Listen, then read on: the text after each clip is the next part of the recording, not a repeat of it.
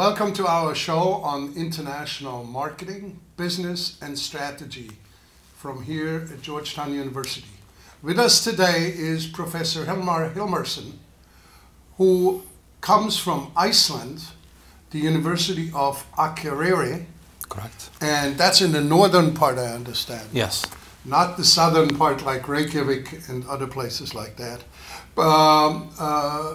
Professor Hilmarsson is an expert in economics, in international business. He's worked with the World Bank and done a lot of international exploration and analysis. And he's here today to talk with us about the financial conditions in Iceland, what happened in Iceland in 2007 and 2008 when there were all these great financial problems, how were they addressed, how were they fixed or not, and where are we today? That's sort of the overview. So, welcome. Yes. Thank you for coming to Georgetown University. Thank you. Great to be here. Thank you. I'm delighted we have a man of your expertise here, and thank you for sharing your analyses and thoughts with us. So let's start right in the medias res, so to say. In 2007, 2008, Iceland had hit the headlines in terms of financial conditions, international financial problems. Start out by telling us, where is Iceland? How large is it? And what's the population? And then tell us about what were the problems, or what was that problem? Now, Iceland is a small country in Northern Europe, about 300,000 people, 1,000 of the United States. So we are a small country. We are not part of the European Union, but we are part of the European Economic Area, so we are well integrated. Now, what I think went wrong in Iceland is that we had a banking system that was in 2003 privatized, and then expanded very rapidly and went out of control. And now the government didn't react properly to this crisis. The government treated the crisis in Iceland as a PR problem, didn't take appropriate action. And we also got experts from outside that told us that everything was fine, but in the end the whole system collapsed. I think the Icelandic economy is now recovering. We have a reasonable growth rate, and our unemployment is very low compared with the EU. We have something like 4% unemployment. This is only 1/3 of what the EU has, and our growth is like 3%. Why is our growth not higher than that? That is because we are part of the European Economic Area. EU is not growing at all today. It is like a non-growth area, so that is our problem. Well, tell me in terms of how did you discover that there was a problem? What gave it away? What people were concerned about, many experts were concerned about, is that the banking system had become 10 times the size of the economy. And this was, many people say that this is not viable business model or banking model to have a banking system 10 times the size of the economy. Now, there are countries that have large banking systems, but what went wrong with the Financial Supervisory Authority in Iceland did not grow in human capacity to deal with this crisis. It didn't grow in proportion to the banking system, and the central bank also didn't have reserves to deal with the problem. This is what went wrong. The government tried to assemble foreign assistance to help the bank to increase the reserves, but it was not successful. Major foreign central banks totally refused to cooperate with Iceland before the crisis, and the banks resulted then in the fall of the banks. But in listening to you, it almost sounds like the government was successful in spite of itself. We were lucky, you were lucky, that the government could not implement its plans of attracting a lot of money, yes, because then you'd still be deep in the hole. Exactly. I think we were lucky before the crisis that all these major central banks said no, did not want to rescue Iceland. It was very important. I mean, the Bank of England, the European Central Bank, and the Federal Reserve all said no. I think they said no after looking at this very, very carefully, because these are friendly. I mean, at least we have a long-standing history of friendly relationship with the United States.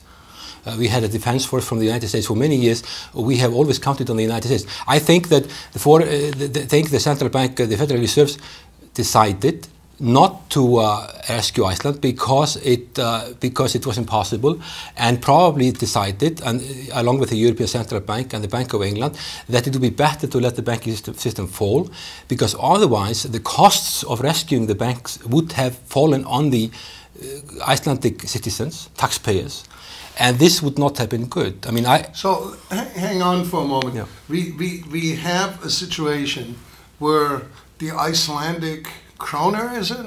Yes. Was sharply devalued. Yes. Where the Icelandic economy shrunk significantly. How did all this affect the individual Icelander? We had sharp depreciation that followed by strong export-led growth. This is not much unlike, we had a crisis in Sweden and Finland in the early 1990s. They had a sharp depreciation like we, followed by export-led growth. We did this. This affected people, of course. We call it balance sheet effects, as you know, is that people borrowed in foreign currency, had income in local currency. So many people... So give me an example. What currency would they borrow in, and why would they borrow Yeah, it's a good question. They could borrow, for example, in yen or in US dollar and borrow at much lower interest rates, paying lower interest payments. That would be the benefit. But of course the risk is, as you learn in Finance 101, the risk is that the depreciation. People were counting on the Icelandic krona to remain strong. When the krona sharply fell, people's debts sharply increased. In many cases, people are basically paying in local currency, but the debts have risen sharply. So this is a problem for the individual and corporate. But what has been done is that debts have been forgiven, and banks are being taxed now to give back to people. But does it basically mean if you bought a car with Japanese yen, and then the kroner was sharply devalued, maybe your cost of that car doubled? Yes, exactly. And that's of course tragic if you're sort of a regular bread earner. Yes. Because you don't earn double. Now, if you had been a member of the Eurozone, financially, would you have been able to use the same tools of depreciation?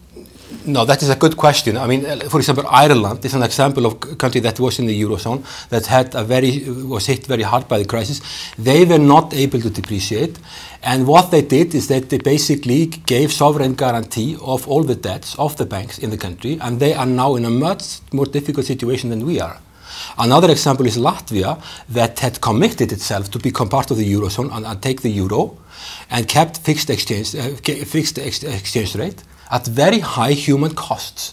We were able to avoid this very high human costs. We have reasonably high growth, very low unemployment. We have balance sheet problems, but these are being resolved gradually. It takes few years to do that, but I think this is a much better model in human terms and for long-term growth than having debts that are totally unsustainable. So will Iceland pay back all its debts? Iceland, we have been taken to court by, first of all, the Netherlands and the UK asked us to, supported by the EU, to take full sovereign guarantee over all the debts. Iceland said no to that. We have 2 national referendums on this, when the government had reached a settlement. Nation said no twice. Basically what we are going to do is to pay the basic insurance, which is according to EU regulation. We'll pay that back.